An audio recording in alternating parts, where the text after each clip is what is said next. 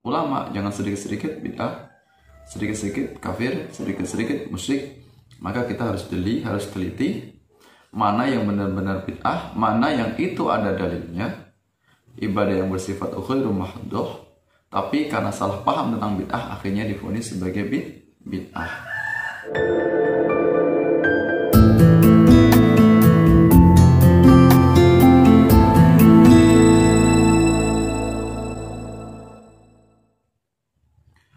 Assalamualaikum warahmatullahi wabarakatuh. Nahmaduhu wa nasta'inuhu wa nastaghfiruhu wa na'udzu billahi min syururi anfusina wa min sayyiati a'malina may yahdihillahu fala mudilla lahu wa may yudlilhu fala hadiya lahu. Asyhadu an la ilaha illallah wahdahu la syarika lahu wa asyhadu anna Muhammadan abduhu wa rasuluh. Allahumma shalli ala sayyidina Muhammad wa ala ali sayyidina Muhammad wa li ashabihi wa li dzurriyyatihi wa man tabi'ahum bi ihsanin ila yaumil qiyamah. Qala Allah Ta'ala fi kitabihil karim, a'udzu billahi minasyaitonir rajim. Bismillahirrahmanirrahim. Wa ma khalaqtul jinna wal insa illa liya'budun. Shadaqallahul azim. Pemirsa yang dirahmati Allah Subhanahu wa taala, alhamdulillah pada kesempatan hari ini kita bisa bertemu kembali. Mudah-mudahan Anda semuanya selalu dalam lindungan Allah Subhanahu wa taala, diberikan rezeki yang halal, rezeki yang berkah, diberikan kelancaran dalam beraktivitas. Mudah-mudahan apa yang Anda lakukan semuanya mendapatkan pahala di sisi Allah Subhanahu wa taala, karena semuanya yang kita lakukan jika kita niatkan sebagai ibadah tentunya akan mendapatkan pahala dari Allah Subhanahu wa taala. Terima kasih Anda semuanya berkenan menyimak kajian ini. Mudah-mudahan kehadiran Anda semuanya mendatangkan berkah, mendatangkan manfaat untuk kita semuanya dalam rangka untuk thalabul ilmi. Pada kesempatan ini kita akan membahas tentang perbedaan antara ibadah mahdhuh dan ibadah ghairu mahdhuh.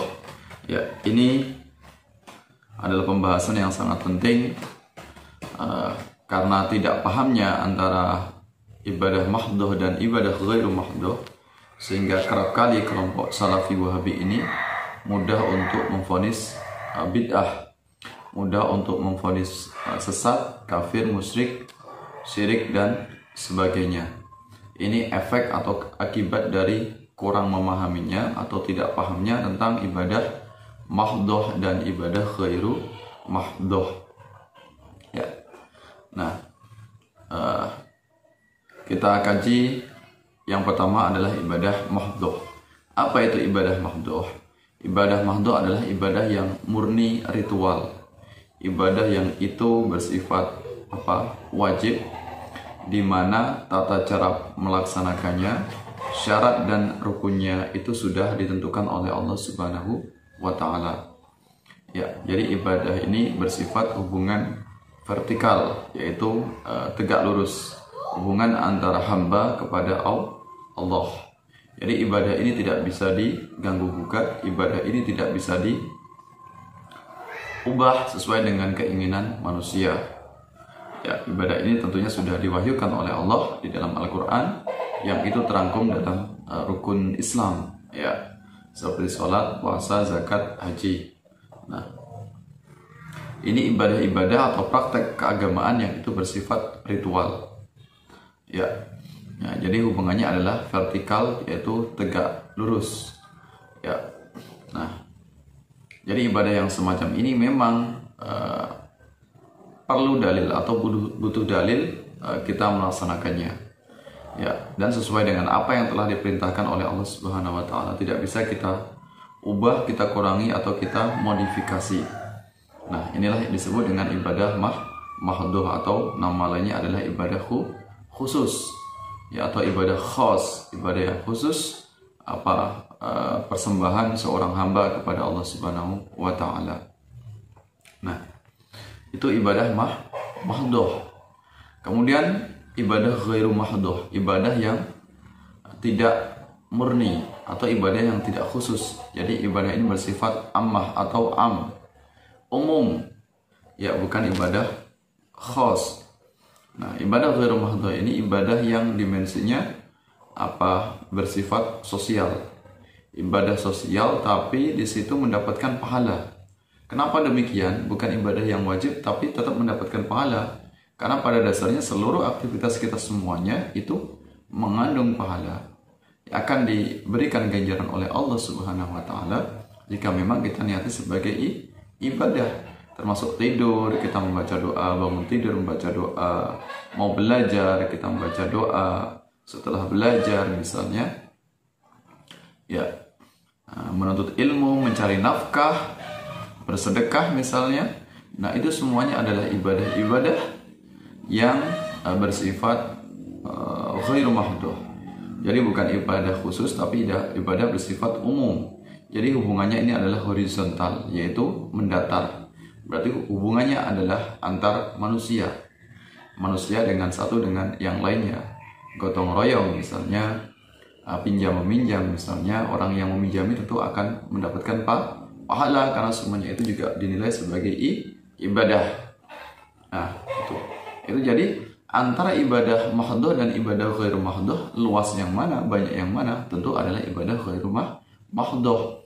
Segala aktivitas yang itu memang tidak ada, segala aktivitas kebaikan-kebaikan yang memang tidak ada larangannya. Sedangkan kalau ibadah yang mahdhah tadi memang harus ada dalilnya dan tidak bisa kita ubah. Sedangkan ibadah yang ghairu mahdhah ini dalilnya adalah bersifat umum. Dalil-dalil yang bersifat umum yang kita lakukan. Terus bagaimana cara praktiknya, cara melaksanakannya sesuai dengan kreasi manusia. Ya, misalnya kita menuntut ilmu, ya terserah jam berapa, di pesantren, di sekolah, di madrasah, ya pelajaran apa yang kita kaji, itu ibadah ghairu mahdhah. Ya, mencari nafkah itu juga termasuk ibadah, mendapatkan ganjaran yang luar biasa. Seorang suami yang mencari nafkahkan untuk keluarganya, setiap tetesan keringatnya itu bernilai ibadah, mendapatkan pahala di sisi Allah. Ya, itu kapan bekerjanya, jam berapa, di mana, berapa durasi waktu bekerjanya, ya, berapa gajinya misalnya, itu semuanya tergantung inovasi manusia, pekerjaannya apa, itu juga bernilai sebagai ibadah. Jadi ibadah mahdhah adalah ibadah ghairu mahdhah, ibadah yang bersifat umum dan dimensinya bukan dimensi spiritual, bukan dimensi ritual, tapi dimensinya adalah sosial, hubungan antar manusia yang saling memberikan kemanfaatan. Ya, jadi dalam surat Az-Zariyat misalnya ayat 56, wa ma khalaqtul jinna wal insa illa liya'budun, dan tidaklah aku menciptakan jin dan manusia semuanya adalah untuk beribadah atau menyembah kepada Allah. Berarti rugi sekali kalau kita artikan ibadah itu hanya sekedar sholat, puasa, zakat atau haji, hanya terbatas yang fardu, hanya yang rukun. Padahal semuanya 24 jam. Ya, mulai kita terbuka mata kita sampai kita menjamkan mata kembali, itu semuanya adalah bernilai ibadah. Ya, itulah yang disebut dengan ibadah ghairu mahdhah. Ibadah yang tidak murni, ibadah yang tentunya di situ ada inovasi manusia. Ya, bagaimana cara melaksanakannya? Ya, jadi ibadah yang ghairu mahdhah ini tidak kaku, tidak harus setiap ini harus dalil yang khusus, tidak. Pakai dalil yang umum, termasuk amaliyah-amaliyah, amalan-amalan yang dilakukan oleh kaum Ahlus Sunnah wal Jamaah itu ibadah ghairu mahdhah atau ibadah yang bersifat syiar seperti Isra Mi'raj, Maulid Nabi, Nuzulul Quran, Yasinan, Tahlilan. Itu bersumber dari dalil-dalil yang umum, ada nasnya atau ada dalilnya di dalam Al-Quran. Semuanya itu terangkum dalam amaliyah yang biasa dilakukan oleh kaum Ahlus Sunnah wal Jamaah. Jadi dalam melaksanakan ibadah mahdhah yang khusus, yang hubungannya kepada Allah, itu tidak ada kreasi. Ya, sejak zaman dahulu, ya sholat zuhur ya 4 rakaat, ya sholat maghrib ya 3 rakaat. Ketika kita menambahnya, itulah yang disebut dengan bid'ah. Bid'ah itu bukan hanya atau bukan diartikan hal-hal yang bersifat furu'iyah. Hanya karena kita berbeda dengan orang lain, ketika itu kita menuduh kelompok lain bid'ah.